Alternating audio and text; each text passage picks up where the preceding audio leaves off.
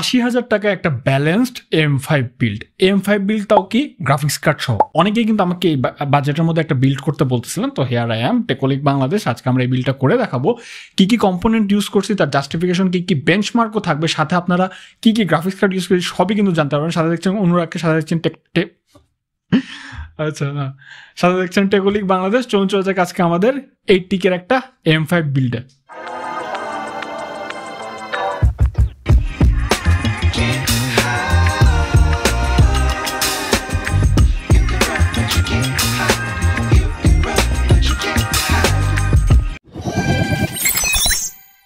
M5 বিল্ডের ক্ষেত্রে হয়েছে কি, মানুষের একটা ধারণাই হয়ে গেছে যে অন্তত 90,000 থেকে 1 লক্ষ টাকা না হলে কিন্তু M5 বিল্ড পসিবল হয় না। অনেকে করে কি iGPU M5 বিল্ড করে নিয়ে যায়, DDR5 বিল্ড সেটা করে কি, সেটা হচ্ছে দেখা যায় যে মোটামুটি 70-80,000 টাকা দিয়ে বিল্ড করতেছে, বাট iGPU দিয়ে। আজকে আমরা ফুল ফ্লেজ একটা গ্রাফিক্স কার্ড অ্যাড করে বিল্ডটা করব এবং সাথে ক্যালিবারটাও দেখবো।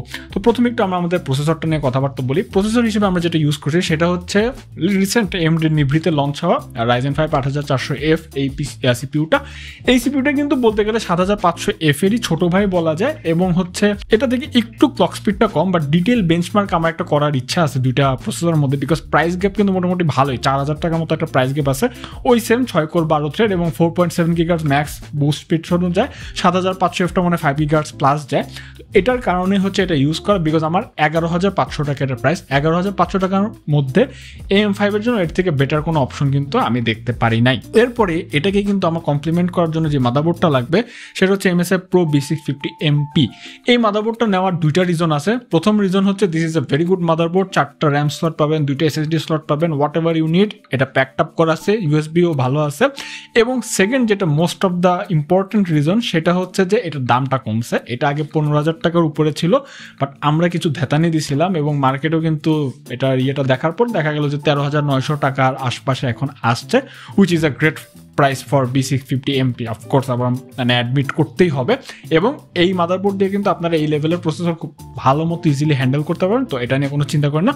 Pro B650MP মাদারবোর্ডটা 8400F এর সাথে একটা সুন্দর কম্বিনেশন করে, খুবই ওয়েল সুটেড কম্বিনেশন। বাট সমস্যা কি জানেন, আমাদের ইউথের সমস্যা হচ্ছে যে আমরা এখন বয়স টয়স কম, একটু ভাবটাপ মারতে চাই, কিন্তু হচ্ছে গিয়ে ভালো জামা কাপড় পাই না। ওই দেখা যায় যে ঢাকা কলেজের অপোজিট থেকে হচ্ছে গিয়ে বাইক চালন জামা কাপড় নিতে হয়। বাট আমাকে দেখেন আজকে কিন্তু মোটামুটি আমাকে ভালোই লাগতেছে, ব্যাকগ্রাউন্ডটাও চেঞ্জ করছে, ঠিক আছে। হ্যাঁ, তো আমার ভালো লাগার পিছনের কারণ হচ্ছে এই যে ল্যাকোস্টের যে আমি জামাটা পরছি। আমাদের যারা ইউথ আছে তারা কিন্তু ভালো জামা কাপড় পায় না, বাট আপনারা S3 লাইফস্টাইল দেখতে পারেন। ওরা রিসেন্টলি হচ্ছে ওদের ফেসবুক এবং একদম স্টোর ওয়াইজ যাত্রা শুরু করছে। ওদের স্টোরটা হচ্ছে ধানমন্ডি 27, খুবই প্রাইম একটা লোকেশনে। ওইখানে আমি ল্যাকোস্টের জামা নিয়েছি। এটা ছাড়া কিন্তু হুগো বস, CK, টমি হিলফিগার যত ব্র্যান্ডের জামা আছে পাওয়া যায়, এবং দামগুলো কিন্তু খুবই রিজনেবল। আমার মতো গরিব মানুষরা যেহেতু পড়তে পারছে, আপনারাও পারবেন। ওদের পেজটার লিঙ্কটা নিচে দিয়ে দিলাম, চাইলে আপনারা দেখে আসতে পারেন, এবং আপনাদের যদি মন মতো কোনো জামা পছন্দ হয় সেটাও নিয়ে নিতে পারেন। র্যাম হিসেবে আমরা যেটা পিক করছি সেটা হচ্ছে কোর্সারের vengeance 8GB 16GB 6000 MHz RAM. এটার দামটা হচ্ছে একটু বলে নিই, 6,900 টাকার মধ্যে পড়বে।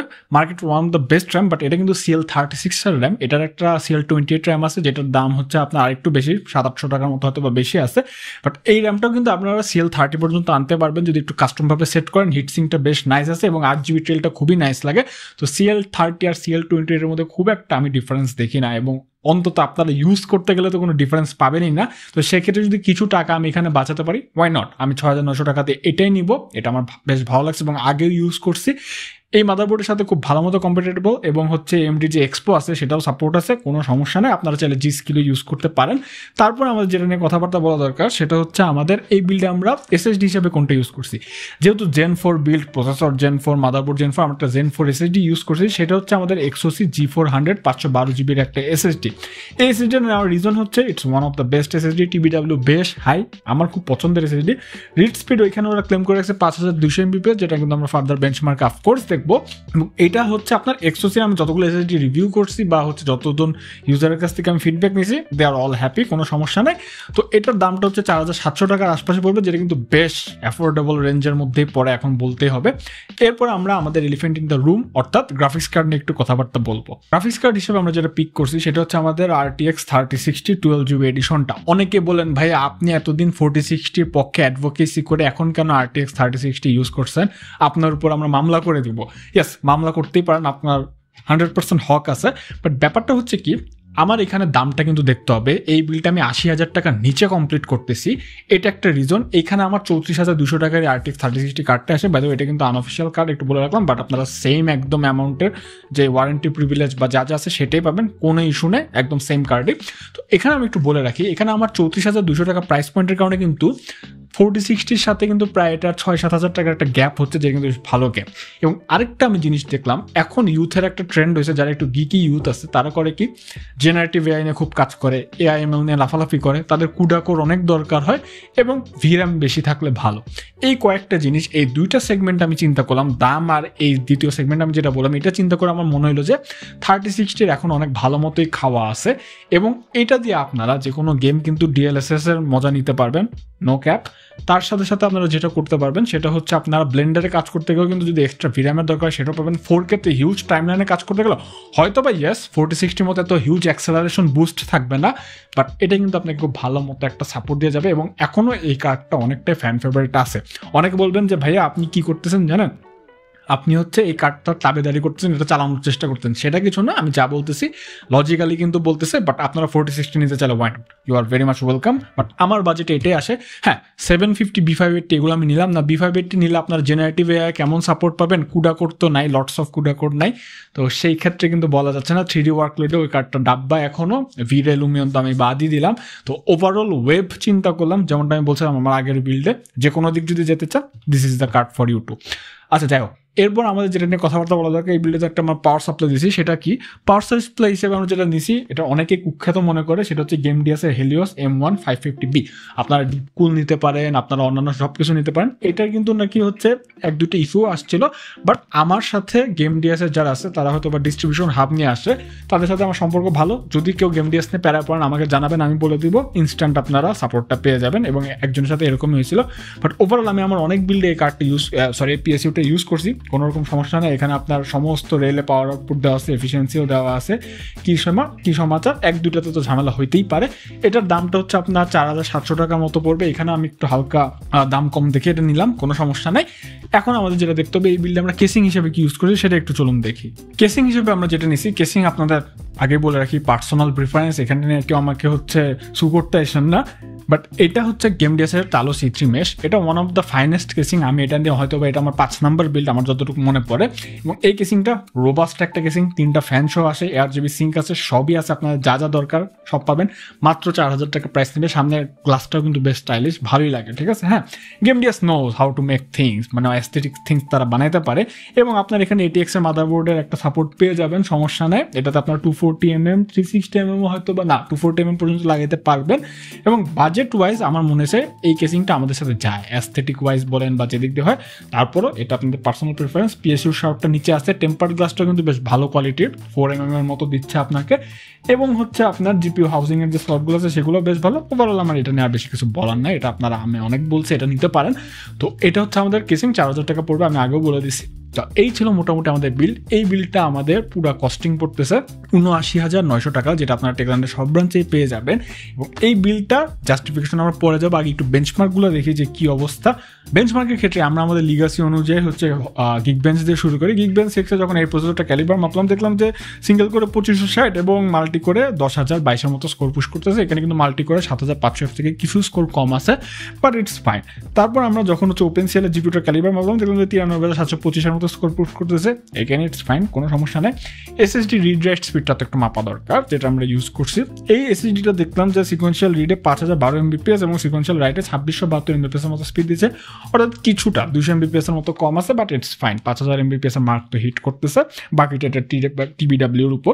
তারপর যখন আমরা 3D মার্কে ওয়াল লাইফ টাইম স্পাই বেঞ্চমার্কটা করলাম, DX12 বেসড একটা 4K বেঞ্চমার্ক, বেশ হেভি একটা বেঞ্চমার্ক। এটা করার পর দেখলাম যে ওভারঅলে 8,805-এর মতো স্কোর পুশ করতেছে সিস্টেমটা, যেটাও কিন্তু বেশ ভালো, খারাপ না। তারপর আমরা যখন পিসি মার্কে হচ্ছে পুরো সিস্টেমটাকে বেঞ্চমার্ক করলাম, দেখলাম যে 7,662-এর মতো স্কোর পুশ করতেছে, যেটা কিন্তু 89%। অর্থাৎ আপনারা 79K দিয়ে একটা পিসি বিল্ড করতেছেন বা 80K দিয়ে একটা পিসি বিল্ড করতেছেন, যেটা ওয়ার্ল্ডের 89% পিসি থেকে বেটার, খারাপ না, আগাই আসি, সমস্যা নেই।